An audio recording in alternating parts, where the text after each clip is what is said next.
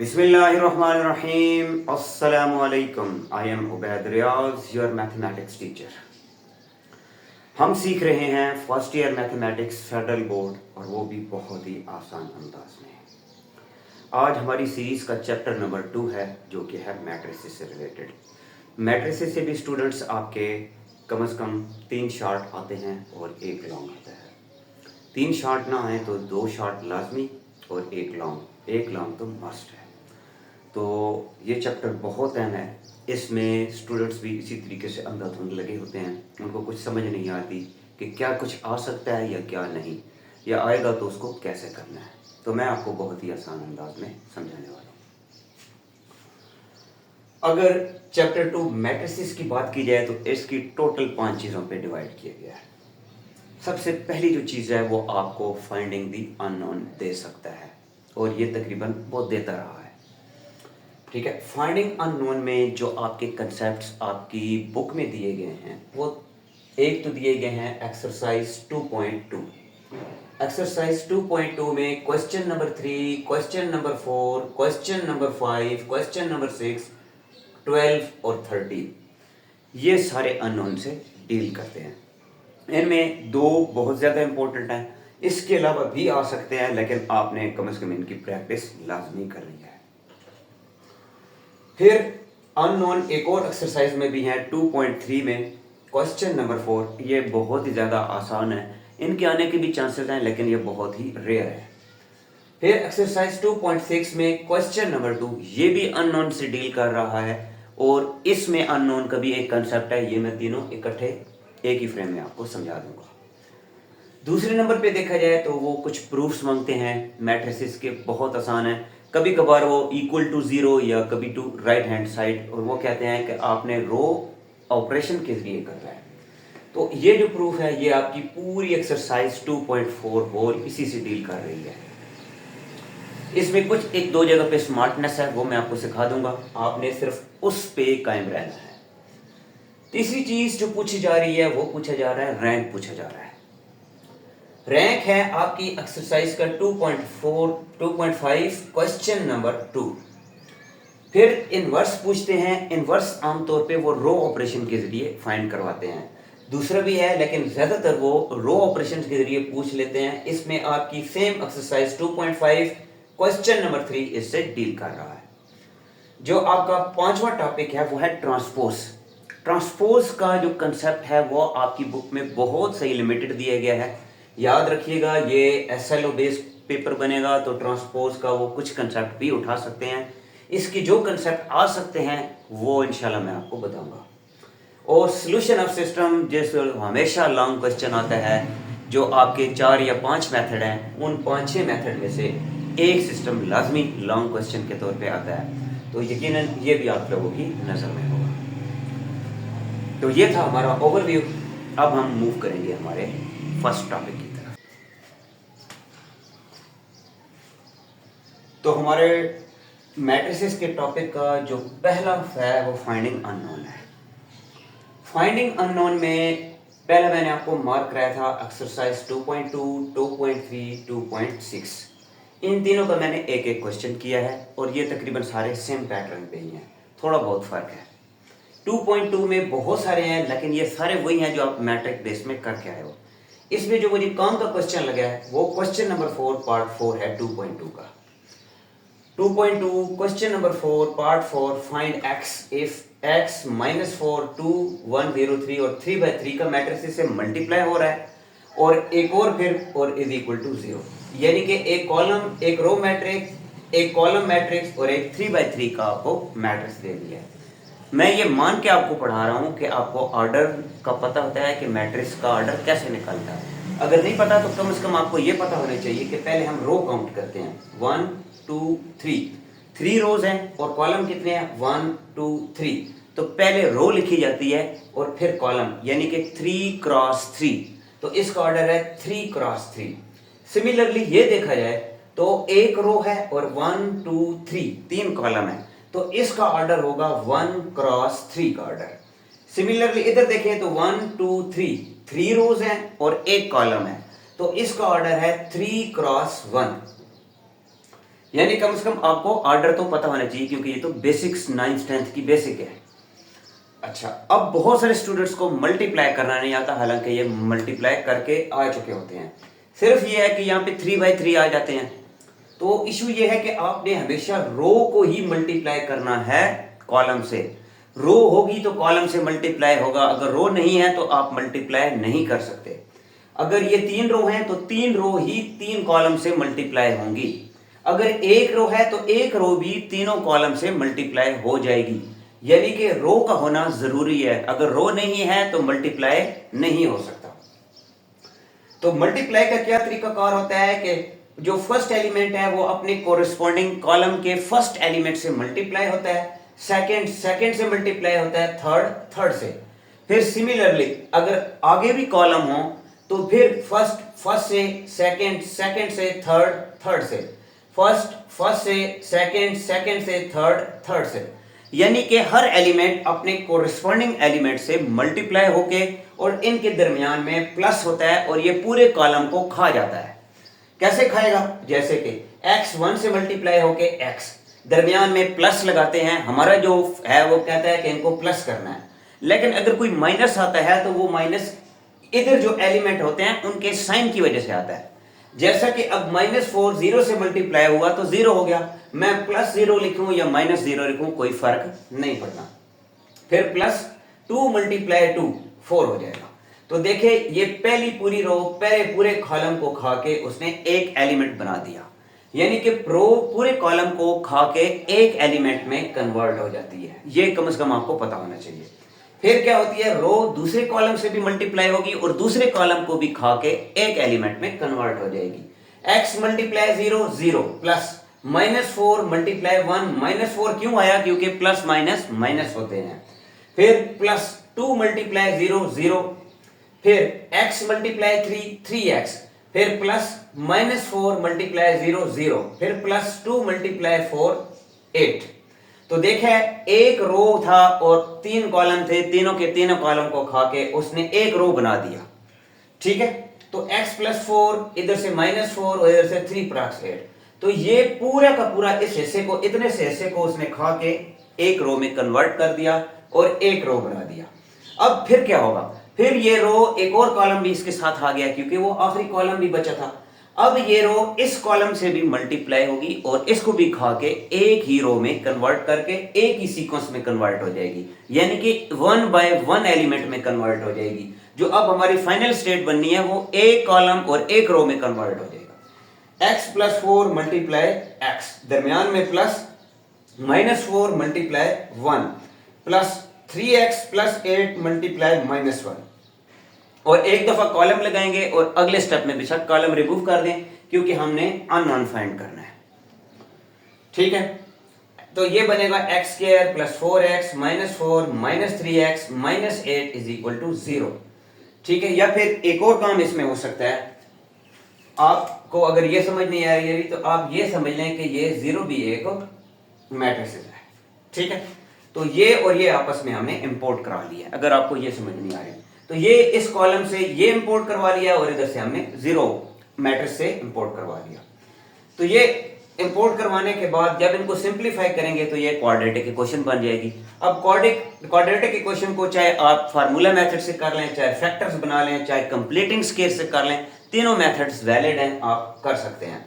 ठीक है, फैक्टर्स बनाना यहाँ पे आसान लग रहा है तो फैक्टर्स बना लिए और x + 4 x - 3 आ गया। जब इनको इक्वल टू 0 था तो एक वैल्यू -4 निकली और एक 3 निकली। इसी पैटर्न पे हो सकता है वो क्वेश्चन में चेंज कर दे, या हो सकता है कि दो मैट्रिक्स सेम टू सेम बना दे, यानी कि इधर भी 3/3 का बना दे और इधर भी 3/3 का, दोनों साइड पे आपको 3/3 का मैट्रिक्स बना ले और उसमें अननोन घुसा दे। तो अननोन हर कोरिस्पॉन्डिंग एलिमेंट उसका होगा। जैसे कि अगर ये 3/3 का है और एक और भी इसके मुकाबले में 3/3 का आ गया है, तो अगर इधर 1 है और उसका पहला एलिमेंट t है और आपको कहता है मुझे t निकाल के दो, तो t क्या होगा? 1। यानी कि सिमिलरली ये और अलजबरा के कुछ लाज लगेंगे। जैसा कि ये हो सकता है कि ये जो तीसरा एलिमेंट 3 है और उस अननोन का तीसरा एलिमेंट x + y हो, तो और वो आपसे डिमांड कर रहा हो कि x + y ये है तो मुझे और निकाल के दो। तो x + y है तो उसने किसी न किसी जगह पे xy भी दिया होगा। यानी कि ये क्वेश्चन बहुत आसान है, सिर्फ ये होता है कि स्टूडेंट्स को थोड़ा सा फहम नहीं होता तो वो पेपर में इस तरह के क्वेश्चन देख के ही नहीं जाते। तो बाज़ औक़ात ऐसा होता है कि वो मशहूर क्वेश्चंस को छोड़ के इस तरह के अननोन क्वेश्चन उठा जाते हैं और उसमें स्टूडेंट्स फंस जाते हैं। अब हम जाते हैं 2.3। 2.3 का क्वेश्चन नंबर 4 है और वो बहुत ही सिंपल सा है, जो कि आप तकरीबन 10th क्लास में पढ़ के आए हो, लेकिन यहाँ पे वहां पे आप 2/2 का पढ़ के आए हो, अब 3x3 का है। वो ये कह रहा है कि लैम्डा फाइंड करें अगर मैट्रिसेस क्या है, सिंगुलर है। तो लैम्डा 1 3 ये इस तरह की एक सिचुएशन दे देगी, सिर्फ इस पे फोकस करना है। उसने बात क्या लिखी है, क्वेश्चन आपने गौर से पढ़ना है।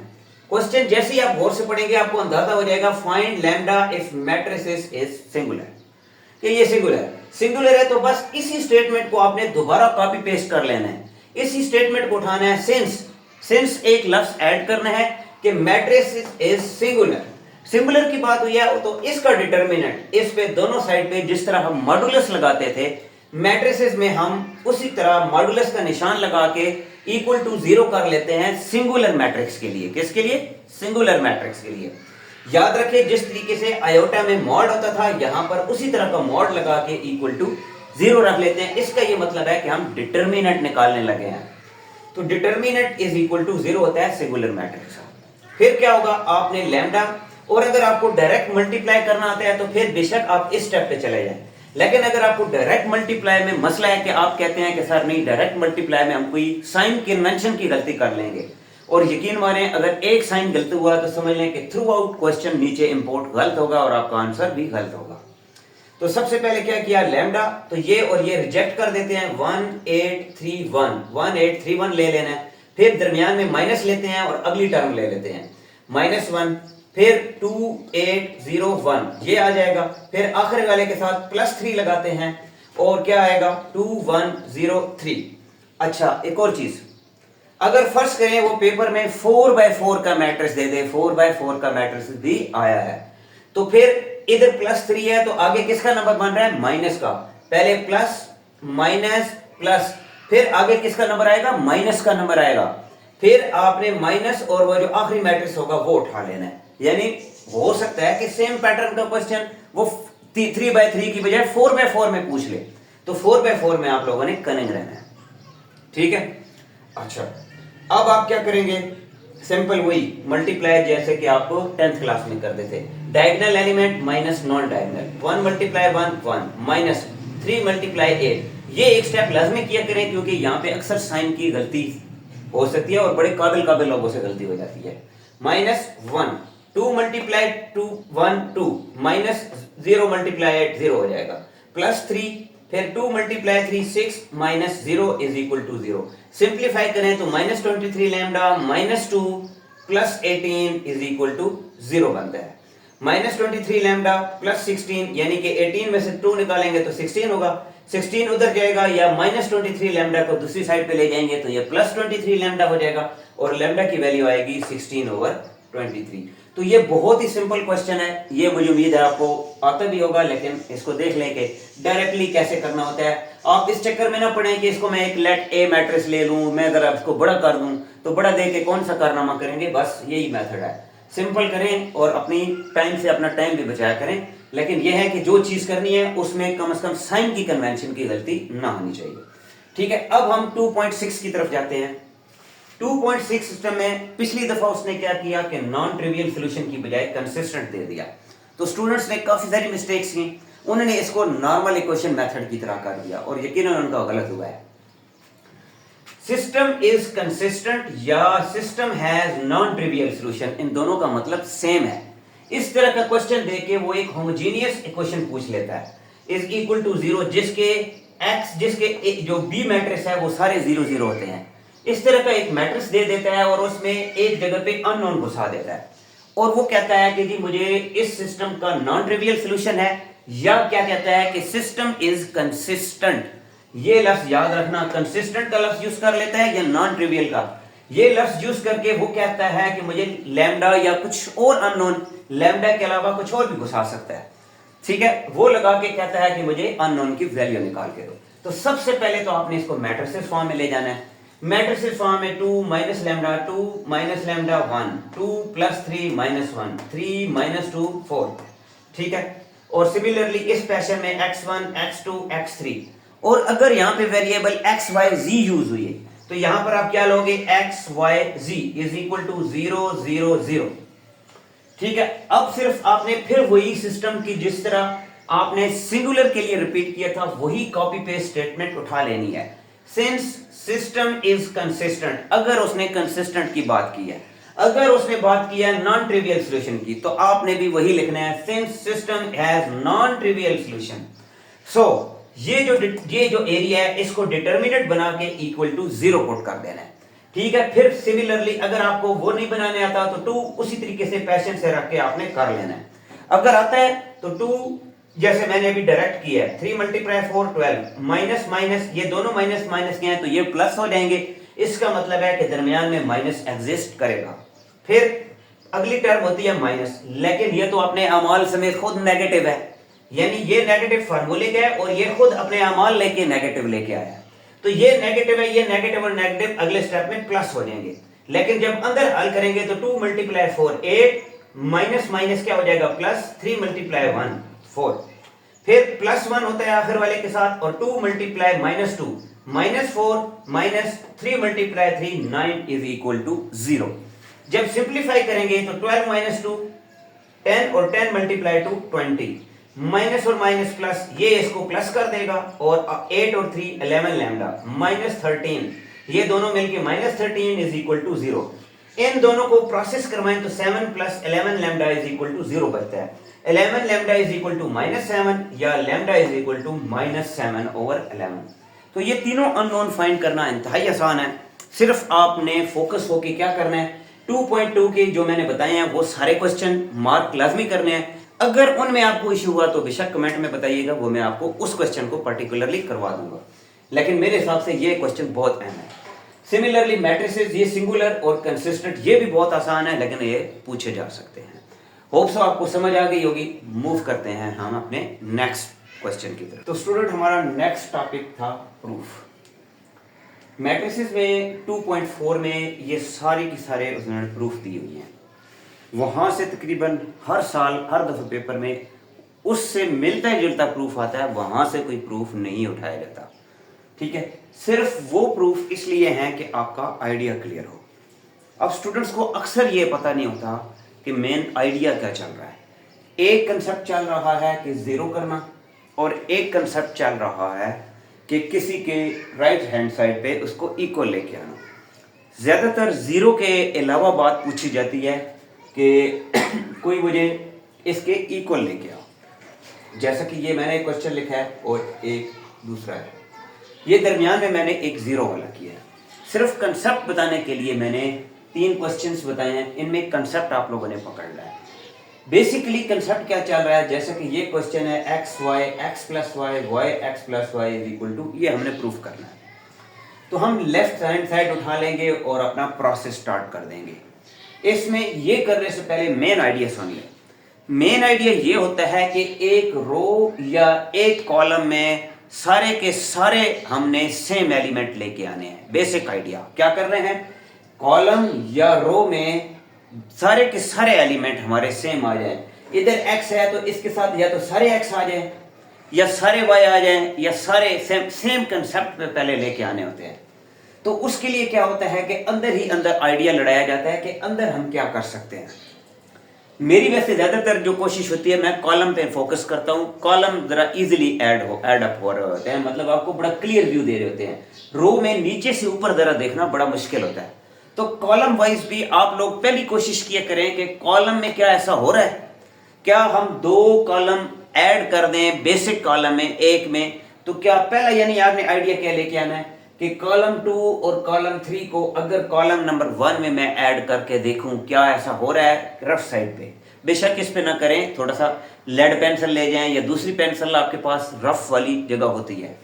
तो x plus y plus x plus y ये मैंने किया तो 2x 2 दफा है और y भी 2 दफा है, तो इसका मतलब है 2x प्लस 2y चल रहा है।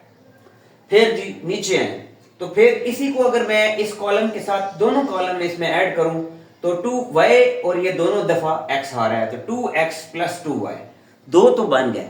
क्या तीसरे भी मेरा बन रहा है जी, x प्लस वाई, अब ये तीनों भी कॉलम में ऐड कर दूं तो इसका मतलब है कि भाई देखें ये तो मेरे सारे बन रहे हैं। अगर नहीं समझ आ रही तो फिर बताता हूं क्या करना है कि सबसे पहला आइडिया आपने लड़ाना है कि मेरे दोनों कॉलम अगर पहले कॉलम में मैं ऐड कर दूं, क्या ऐसा हो पा रहा है कि ये एक कॉलम बिल्कुल सेम हो जाए। कॉलम में अगर आप लोग तेज नहीं हैं तो रो में देख लें, क्या रो में भी देख लें तो रो में भी ऐसा हो रहा है x plus y, y plus x plus, यानी कि ये रो भी बन सकती है 2x plus 2y, 2x plus 2y, 2x plus 2y। मेरी वैसे नजर ज्यादातर कॉलम पे चलती है तो मैं कॉलम को इजीली कर लेता हूं। आप लोग कोई रो में इस एक्सपर्ट है तो रो का फायदा उठा ले। यानी पहला बेसिक आइडिया आप लोगों ने पकड़ लिया। अब आपने क्या करना है, ये और ये दोनों कॉलम इसमें एड अप करवाए तो आपने देख लिया बन गया। बाकी कॉलम को छेड़ना नहीं है, उनको वैज इट इज वैसे ही लिखना है, सिर्फ आपने पहले कॉलम से करवाया है। और जो कार्यस्थानी आप यहाँ पे करते हैं उसको लिखना है, यहाँ पे लिखेंगे नहीं तो नंबर भी नहीं मिलेंगे और उसको भी नहीं पता होगा कि आपने क्या किया है। फर्ज करें आपने रो ऑपरेशन किया तो आपने लिखना है कि R1 प्राइम, यानी कि आपने R1 प्राइम इस पे अफेक्ट हुआ है। क्या अफेक्ट हुआ है कि उसमें मैंने अगली दो रो को ऐड अप करवा दिया, लेकिन मैंने चूंकि कॉलम में किया है तो मैंने क्या लिखा है C1 प्राइम और साथ में मैंने C2 C3 इसमें ऐड अप करवा दिए हैं तो मैंने वो लिख दिया है। ऐड करवाने के नतीजे में जिसमें चेंज आई वो C1 प्राइम था, इसलिए C1 प्राइम। अगला काम क्या होता है, जैसे ही आप सिमिलर लें समझ लें आपकी लॉटरी निकल आई। आपने क्या करना, 2x प्लस 2y उठाना है, वो जो भी सेम होगा, जो सेम होगी वो उठा के बाहर ले जाना है। और आगे कार्यस्थानी लिखनी है कि taking common 2x plus y from C1। 2 common था तो मैंने कॉमन भी ले लिया और x प्लस वाई बाहर इंपोर्ट कर दिया।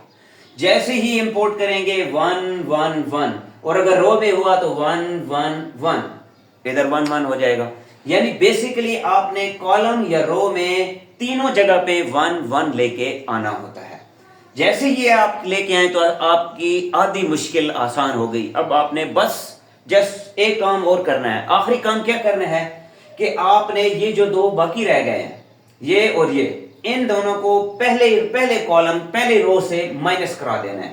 पहली रो को इसी तरह रहने देना है, पहली रो इसी तरह रहने देनी है। रो 2 और रो 3 इसको आपने माइनस करा देना है रो 1 से। ठीक है, सॉरी मैंने रो लिखना था कॉलम लिख दिया।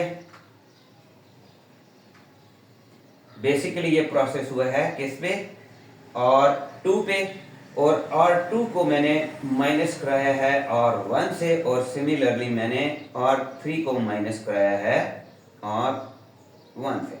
यानी कि आपने पहली रो फिक्स कर लेनी है और पहली रो फिक्स करने के बाद बाकी दो रो को इससे सब्ट्रैक्ट करवा देना है ताकि इधर और इधर 0 0 आ जाए। ठीक है, 0 0 करेंगे तो आपको एक्सपेंड कराने में आसानी हो जाएगी। अगर किसी ने रो ऑपरेशन के जरिए इसको किया है तो फिर इसका मतलब है आपको सब्ट्रैक्शन कॉलम से करानी पड़ेगी। फिर आपने पहला कॉलम रोक लेना है और कॉलम 2 और कॉलम 3 को सब्ट्रैक्ट करवाना है कॉलम 1 से।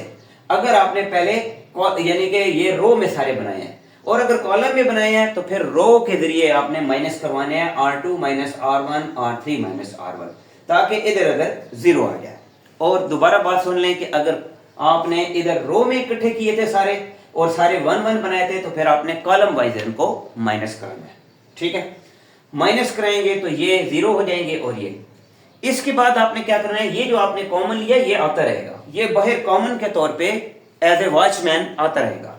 ये वॉचमैन के तौर पे आया तो एक्सपेंड बाय कॉलम ऑपरेशन। अब आपने इसको कॉलम के जरिए डिटर्मिनेंट अप्लाई करना है, और अगर आपने रो होगा तो एक्सपेंड बाय रो ऑपरेशन। अब आप जैसे ही करेंगे ये और ये 0, ये तो खत्म हो गया, सिर्फ ये बचेगा और इससे रिलेटेड ये चीज और बाकी सारे खत्म। तो ये काम करवाना होता है। 2x प्लस वाई, x क्या बचेगा, x minus y, x minus y और माइनस x। अब सिंपल आपने डिटर्मिनेंट अप्लाई करना है 2x प्लस वाई। अब सिंपल आप मल्टीप्लाई क्या करेंगे, ये x और x मल्टीप्लाई होगा माइनस एक्स स्क्वायर और दरमियान में फार्मूले वाला माइनस। ठीक है, ये माइनस और दिस मल्टीप्लाई दिस, यानी कि non diagonal x minus y multiply minus y. ये जब मल्टीप्लाई होंगे तो माइनस क्या हो जाएगा, 2x प्लस वाई, ये तो बाहर आ रहा था, बाहर ही रहेगा। माइनस एक्स स्क्वायर अपनी जगह पे, क्योंकि x और माइनस एक्स मल्टीप्लाई होंगे तो माइनस एक्स स्क्वायर हो जाएगा। सिमिलरली जब माइनस और माइनस वाई टकराएंगे तो ये क्या हो जाएगा, प्लस वाई, और प्लस वाई को अंदर मल्टीप्लाई कराएंगे तो एक्स वाई और माइनस वाई स्क्वायर। अब ये देखें तो ये एक मशहूर प्रॉपर्टी नजर आ रही है जो कि आप लोग 9th बल्कि 8th क्लास से पढ़ते आए हो, फिर 9th 10th में आप लोगों का से वास्ता पड़ा है। अब इसमें ये दोनों प्लस में होते हैं और ये माइनस में, तो हम क्या करेंगे, यहां से माइनस उठा के बाहर ले जाएंगे, माइनस कॉमन लेंगे तो ये प्लस का हो जाएगा, ये भी प्लस का और ये माइनस का। तो x plus y x square minus x y plus y square, ये फेमस प्रॉपर्टी है अलजेब्रा की, x cube plus y cube की। ये रीजन भी मैंने लिख दी और यही हमें चाहिए थी राइट हैंड साइड पे। उम्मीद है आपको बात समझ आ गई होगी कि ये मैंने जो चीज समझाई है इसी तरह होता है। अच्छा, पेपर में अक्सर ये होता है कि आपकी आधी मेहनत वो ये वाला काम आपको करके दे देते हैं, इतना हिस्सा आपको दे देते हैं, इतना हिस्सा दे के वो आपसे राइट हैंड साइड मांग रहे होते हैं, यानी कि उन्होंने ये जो आपने अपनी मेहनत करनी है इससे आपको बचा लेते हैं। लेकिन जरूरी नहीं है कि हर दफा ऐसा हो सकता है कि इस तरह का सारा क्वेश्चन आ जाए। तो सिर्फ आपका मेन फोकस क्या है कि आपने जो मैंने आइडिया दिया है कॉलम और रो वाइज देखना है कि क्या हम रो एक जैसी बना सकते हैं सारी की सारी, या कॉलम एक जैसा बना सकते हैं एक दूसरे में एडअप करके। सिमिलरली इसी से मिलता जुलता जो एग्जाम में आप लोगों का आया था वो ये क्वेश्चन आया था। देखें, उसने आधी मेहनत आपको बना के दे दी थी। अब सिंपल आपने रो ऑपरेशन करना था, R1 जिंदा सलामत उसी तरह रखनी थी, R2 पे प्रोसेस करवाना था R1 से, फिर R3 का प्रोसेस करवाना था R1 से, तो 0 0 हो जाते। सिमिलरली एक्सपेंड करते कॉलम ऑपरेशन से तो b minus a b square minus a square c minus a c minus के स्क्वायर माइनस ए स्क्वायर ये आ जाता। इसको एक्सपेंड कराते हैं तो ये multiply this diagonal minus non diagonal, diagonal minus non diagonal. तो डायगोनल में ये देखा जाए तो ये a square minus b square की प्रॉपर्टी बन रही है, तो इसकी जगह पे हम c प्लस ए सी माइनस ए लिख लेंगे। सिमिलरली ये भी वो इसी की सेम प्रॉपर्टी बन रही है, b प्लस ए तो b माइनस ए लिख लेंगे। अब थ्रू आउट एक्सप्रेशन में देखें तो b minus a c minus ए दोनों में कॉमन आ रहा है, वो हमने कॉमन ले लिया, तो अंदर क्या बचेगा, c प्लस ए, दरमियान में माइनस और b प्लस ए। ये देखें मैंने माइनस रोक लिया है क्योंकि अक्सर स्टूडेंट्स यहाँ पे मिस्टेक्स कर लेते हैं। अगले स्टेप में मैंने माइनस अप्लाई किया तो माइनस बी माइनस ए ओवर कट गया और सी माइनस बी रह गया। तो देखिए राइट हैंड साइड कितनी जल्दी बन गई है। टोटल 4 के 5-6 स्टेप में ये क्वेश्चन आपका खत्म। पेपर में उन्होंने इस तरह दे दिया था, यानी आपकी आधी मेहनत उन्होंने बचा लिया। लेकिन जरूरी नहीं इस तरह हो, इस तरह की भी सिचुएशन आ जाती है तो आपके जहन में आइडिया क्लियर होना चाहिए कि ये चल क्या रहा है। तो एक 0 वाला क्वेश्चन जो आपकी बुक में है, मुझे कुछ इंपॉर्टेंट लगा तो वो मैंने कर दिया, जिसमें वो कह रहा है कि साइन स्क्वायर 1 ये आपने प्रूफ करना है 0। जब वो 0 की बात करे तो आपके जहन में 2 आइडियाज आने चाहिए। एक नंबर 1 आइडिया ये कि आप कोई से 2 कॉलम किसी तरीके से प्लस माइनस करके एक जैसा कर ले, या कोई सी 2 रो एक जैसी कर ले, या फिर आप एक कॉलम 0 कर लें या एक रो 0 कर लें। यानी इसकी डिटर्मिनेंट की प्रॉपर्टी में है कि अगर 2 रो सेम हो जाएं, 2 कॉलम सेम हो जाएं, यानी कि 2 रो या 2 कॉलम, या एक रो 0 हो जाए या एक कॉलम 0 हो जाए, तो ऑटो पे उसका डिटर्मिनेंट 0 होता है। तो ये चीजें मद्देनजर रखते हुए हम चीजें बनाते हैं। अब बेसिकली इसमें ट्रिग्नोमेट्री इन्वॉल्व थी, तो इसलिए मुझे ये इंपॉर्टेंट लगा कि पेपर में हो सकता है इससे ये या इससे मिलता जुलता दे से। ये देखो sine square 1 cos square, tan square second square 1, ये बेसिक प्रॉपर्टी हैं जो आप 10th में पढ़ के आए हैं। अब सिर्फ आपने अपना जहन की ब्रेनस्टॉर्मिंग करनी है। कैसे कि साइन स्क्वायर में अगर प्लस कॉस स्क्वायर है तो ये 1 आ जाता है, दरमियान वाली चीज। तो इसका मतलब है कि इसको और इसको ऐड कराऊं तो मेरा ये बन रहा है। क्या बाकियों के साथ भी ये बन रहा है कि नहीं बन रहा, हम बाकियों के साथ भी देख लेते हैं। tan square plus 1 second square alpha, जी ये भी बड़ी फेमस प्रॉपर्टी है जो कि बहुत ज्यादा इस्तेमाल होती है। तो 1 प्लस tan स्क्वायर भी सेकंड स्क्वायर होता है, ये भी इसका मतलब है 2 पे लग रही है तो तीसरों पे भी इंशाल्लाह लगेगी। तो 1 माइनस कोसेक करें तो ये भी माइनस कॉट ही बनता है, ठीक है। अच्छा, हम क्या करेंगे, लिखेंगे कि C1 में हमने प्राइम काम किया है, यानी कि C1 C1 में काम हुआ है किसकी मदद से, C3 की मदद से, तो C3 को प्लस कर दिया, sine square alpha plus cos square alpha, tan square alpha plus 1 minus cosec square alpha plus 1। तो ये तो क्लियरली फेमस प्रॉपर्टी है, ये क्या होती है 1। टेन स्केयर ये भी फेमस है 1 होती है, ये अक्सर स्टूडेंट्स को नहीं पता। तो ये याद रख लें कि ये प्रॉपर्टीज मैंने लिख दी है, रीजन कि ये 1 होती है 1 plus tan square secant square alpha, और सेम टेन का उलट क्या है कॉट। अगर टेन स्केयर अल्फा सीकट होता है तो कॉट स्केयर अल्फा कोसेक होगा, लेकिन यहां पे माइनस था तो हमने क्या किया, ये प्लस का इधर ले आया हूं तो माइनस कोसेक हो गया, और ये कॉट उधर गया तो माइनस कॉट बन गया। तो ये क्या, इसकी जगह पे मैंने क्या लगा दिया, माइनस कॉट। तो ये देखिए कॉलम 1 और कॉलम 2 सेम हो गए, हमने सेम कर लिए। तो जैसे ही सेम करेंगे तो ये किसकी इक्वल हो जाएगा, ये पूरा का पूरा डिटर्मिनेंट धड़ाम से किस में कन्वर्ट हो गया, 0। और आप लिखेंगे यही राइट हैंड साइड है, और रीजन भी लिखेंगे क्योंकि C1 इक्वल है C2 के। ठीक है, इसी तरीके से अगर कोई आसान सा दे दे, तो अगर आपको समझ नहीं आ रही हो कि मैं कोई नंबर भी कोई और नंबर सोच के भी मल्टीप्लाई और डिवाइड करूं तब भी मेरा ऑप्शन नहीं बन रहा, तो फिर आपने किस पे फोकस करना है, फिर आपने प्लस माइनस कराते रहना है, किसी न किसी चक्कर में आपकी ये जो है 0 बन जाएगी। या तो 2 कॉलम सेम कर लें, या एक रो 0 कर लें, या एक, ठीक है, कॉलम 0 कर लें। उम्मीद है आपको बात समझ आ गई होगी। हमारा नेक्स्ट टॉपिक है फाइंडिंग रैंक। फाइंडिंग रैंक में ये होता है कि वह आपको 3x3 या 4x4 का एक मैट्रिक्स दे देता है और क्वेश्चन करता है कि जी इसका रैंक फाइंड करके दें। रो ऑपरेशन के जरिए इसका ये तरीका कार है कि हम एशेलॉन फॉर्म या रिड्यूस्ड एशेलॉन लगाते हैं। इसमें होता ये है कि हमने पहला एलिमेंट जो डायगोनल एलिमेंट है ये 1 बनाना होता है। अगर ये 1 ना हो तो हम इसमें जो टर्म फर्स्ट करें, इधर अगर 3 होता तो हम इस पूरी रो को 3 से डिवाइड करा देते। या फिर एक और काम होता है कि आप रो देख लें, कोई और रो तो इस तरह की नहीं है कि जिसमें 1 आ रहा है स्टार्ट में, तो हम उस रो को आपस में एक्सचेंज करा लेते हैं और 1 ले आते हैं। ठीक है, अगर नहीं है, अगर देखें अब इस क्वेश्चन में तो ऑलरेडी था 1 है, तो इसके बाद अगला प्रोसेस क्या होता है, इसको भी 0 करना और इसको भी 0 करना।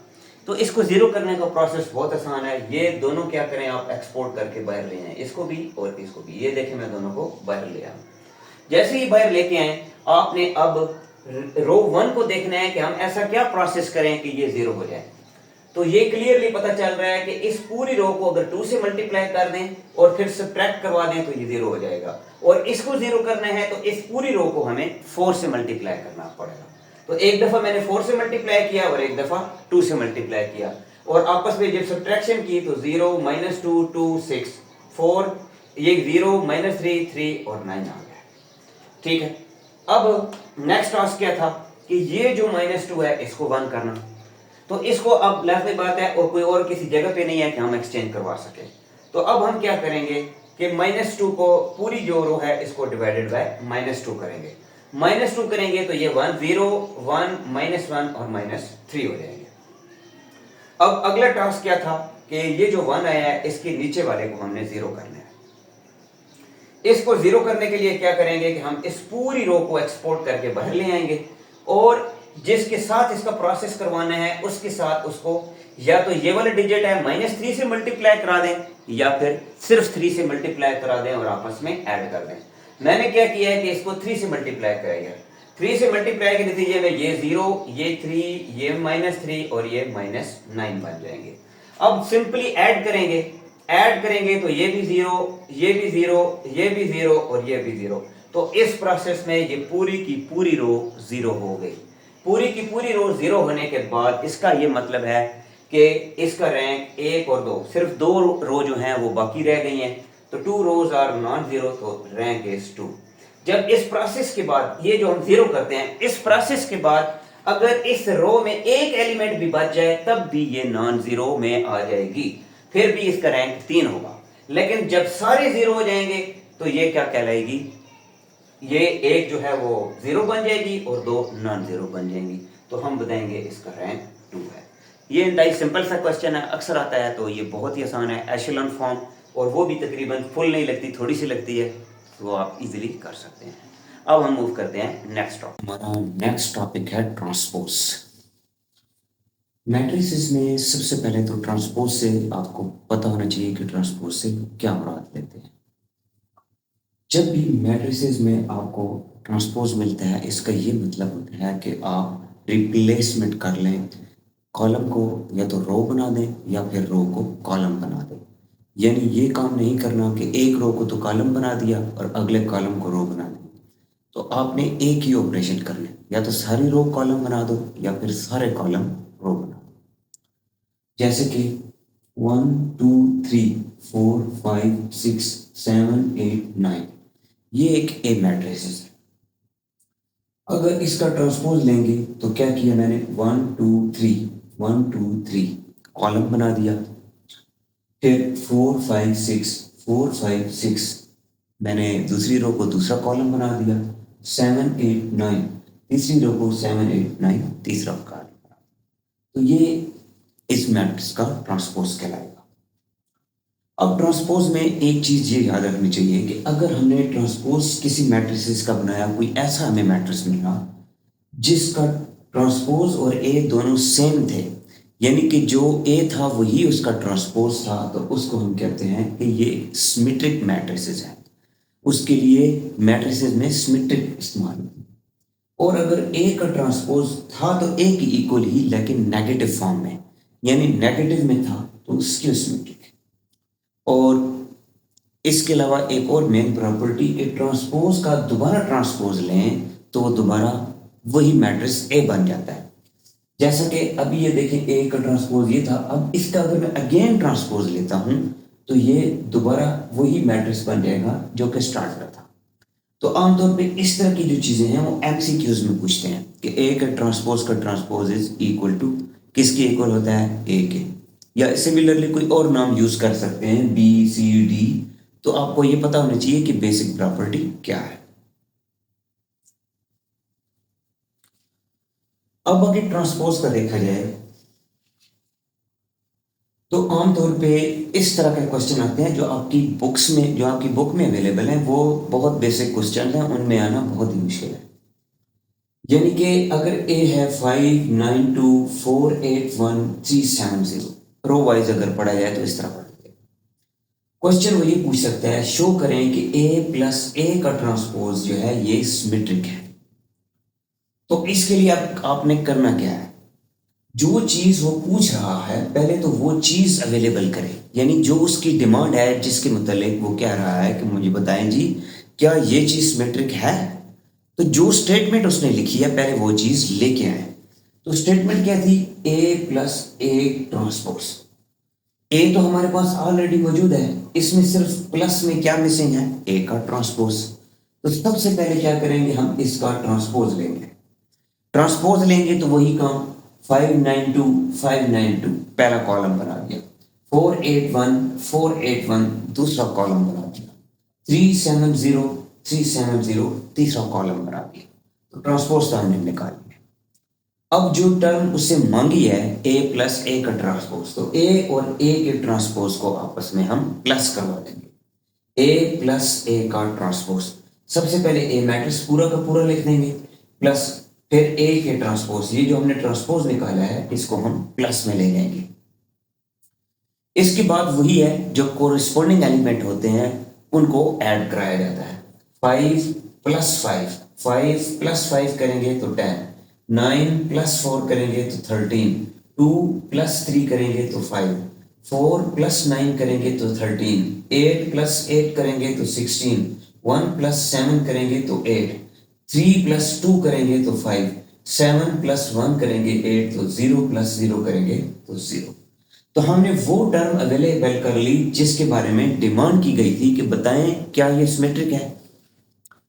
तो जिस चीज की डिमांड की जाएगी पहले वो अवेलेबल करेंगे, अवेलेबल करने के बाद उस चीज का क्या करेंगे, हम ट्रांसपोज ले लेंगे। ये चीज अवेलेबल की, अब इस चीज का ट्रांसपोज लेंगे और अगर ये वही दोबारा वापस आ गई जो ये लिखा हुआ है तो हम कहेंगे जनाब ये सिमेट्रिक है। अब इस टर्म को दोबारा लिखेंगे और इसके ऊपर ट्रांसपोज लिख देंगे।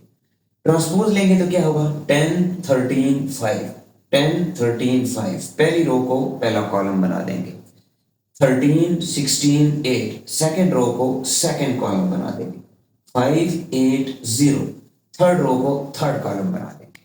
अब हम इन a प्लस ए के ट्रांसपोज और a प्लस ए के ट्रांसपोज जहां से निकाला था, हम देखते हैं क्या ये दोनों सेम है कि नहीं। तो देखें जी 10 13 5 10 13 5 13 16 8 13 16 8 5 8 0 5 8 0, ये तो भाई सिमिलर निकले।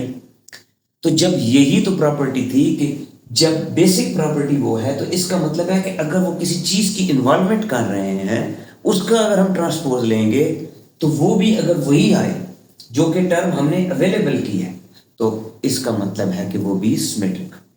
तो क्या हुआ, ये किसी की इक्वल है a प्लस ए के ट्रांसपोज के, इसी को हम कहेंगे कि सिमेट्रिक प्रूफ्ड।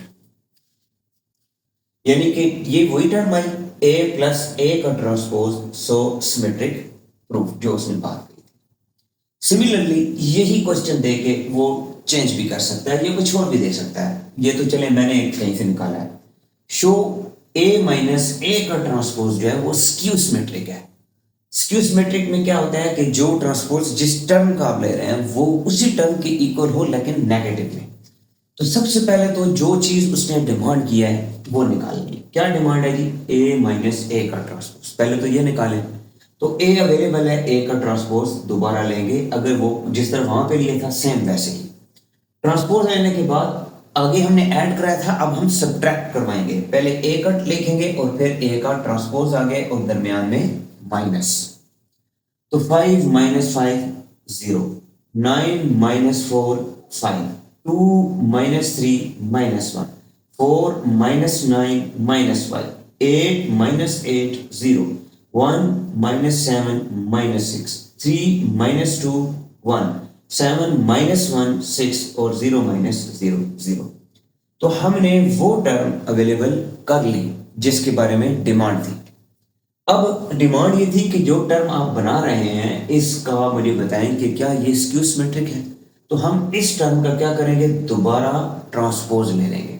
ट्रांसपोज लेके देखते हैं जी, ट्रांसपोज लेंगे तो 0 5 माइनस 1 पहली रो है उसको पहला कॉलम में लिख लेंगे 0 5 माइनस 1। दूसरी रो थी माइनस 5 0 माइनस 6 माइनस 5 0 माइनस 6, दूसरा कॉलम बना दिया 1 6 0 1 6 0, तीसरा कॉलम बना दिया। अब हमने इसको मैच करना है जो हमने a माइनस जिससे हमने ट्रांसपोज निकाला है। किससे निकाला है जी, a माइनस ए के ट्रांसपोज से। तो 0 जी 0, 5 नहीं जी, यहाँ पे तो ऑपोजिट साइन है। माइनस 1 है तो वही लेकिन ऑपोजिट साइन है। Minus 5 opposite sign, 0 0, minus 6 opposite sign, 1 minus 1 6 minus 1। इसका मतलब है ये है वही चीज लेकिन नेगेटिव में। तो क्या करेंगे, इसमें पूरी टर्म में से हम माइनस को बाहर निकाल देंगे, यानी कॉमन ले लेंगे। माइनस को कॉमन लें तो अंदर ये फिर वही टर्म बन जाएगी जो कि a माइनस ए का ट्रांसपोज थी। ठीक है, यानी माइनस कॉमन ले लें, माइनस कॉमन ले लेंगे तो ये प्लस 5, जितने हमारे माइनस के हैं वो प्लस हो जाएंगे और जितने माइनस थे वो प्लस और जितने प्लस थे वो माइनस। तो ये देखें, ये वही क्या a माइनस ए के ट्रांसपोज की नेगेटिव टर्म बन गई। तो यही तो था स्क्यू सिमेट्रिक कि अगर जिस टर्म की डिमांड की जाए उसका अगर हम ट्रांसपोज लें और वो नेगेटिव में उसी टर्म के इक्वल हो तो हम उसको बोलते हैं स्क्यू सिमेट्रिक। उम्मीद है आपको बात समझ आ गई होगी। फिर भी कोई इशू हो तो कमेंट्स कर सकते हैं। मूव करते हैं हम अपने नेक्स्ट टॉपिक में। हमारा आखिरी और लास्ट टॉपिक जो कि आपका अक्सर लॉन्ग क्वेश्चन में होता है और कंफर्म लॉन्ग क्वेश्चन होता है, ये है आपके 5 मेथड है। सबसे आखिरी टॉपिक है हमारा। इसमें वो ये कहता है कि नॉन ट्रिवियल सॉल्यूशन पूछ सकता है, Gauss elimination method, Gauss Jordan method, matrix inversion और क्रैमर रूल। ये 5 हैं। इनमें से बहुत ज्यादा जो पूछे जाने वाले हैं वो हैं क्रैमर रूल, गॉस जॉर्डन और गॉस एलिमिनेशन। लेकिन बाकियों को भी आप रिजेक्ट नहीं कर सकते। वो आपको कह सकता है कि मैट्रिक्स इन्वर्जन मेथड या नॉन ट्रिवियल। तो पांचों के पांचों आपको आने चाहिए और इसके लिए आपने प्रैक्टिस खुद करनी है क्योंकि ये बहुत लॉन्ग बन जाता है।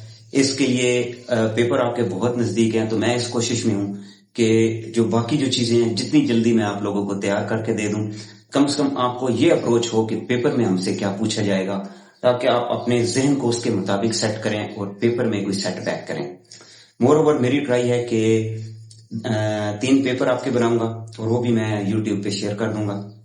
वो 3 पेपर जिसने कर लिए तो इंशाल्लाह वो बहुत इजीली 80% 90% नंबर ले सकता है।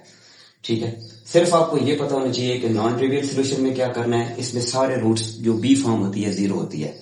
ठीक है, इसमें हम वो जी की वैल्यू को टी पुट करते हैं और क्योंकि इसके इन्फिनिट सोल्यूशन होते हैं। गॉस एलिमिनेशन में हम एशेलॉन फॉर्म लगाते हैं। ठीक है, और गॉस जॉर्डन में रिड्यूस्ड एशेलॉन। अब कैसे पता चलेगा, तो इसके लिए ये जे और जे ये आप ध्यान में रखें। और जे रेडियो जॉकी, यानी कि ये रेडियो का बड़ा मशहूर वो होता है आर जे। तो रिड्यूस एशेलॉन उधर लगानी है जिधर जॉर्डन लिखा होगा। जॉर्डन जिधर लिखा है उधर रिड्यूस आर जे यानी रिड्यूस एशेलॉन लगाएंगे। मैट्रिक्स इन्वर्जन ये सिंपल है, ये भी आप लोगों ने करना है। और क्रैमर रूल तो बहुत ही सिंपल है, ये भी आप लोगों ने करना है। ठीक है, मुझे मौका मिला तो इंशाल्लाह एट द एंड में इस पे अगर लेक्चर तैयार कर सका तो कर दूंगा, नहीं तो मैं आप लोगों के बोर्ड के एग्जाम कंडक्ट हो जाएं तो इंशाल्लाह इस पे मैं भरपूर अच्छे तरीके से मजीद वीडियोस बना दूंगा। होप सो आपको मैट्रिसेस के बारे में समझ आई होगी कि मैंने जिस तरीके से समझाया है कि पेपर में किस तरह पूछ सकते हैं, तो आपने उसी अप्रोच के मुताबिक अपनी तैयारी करनी है।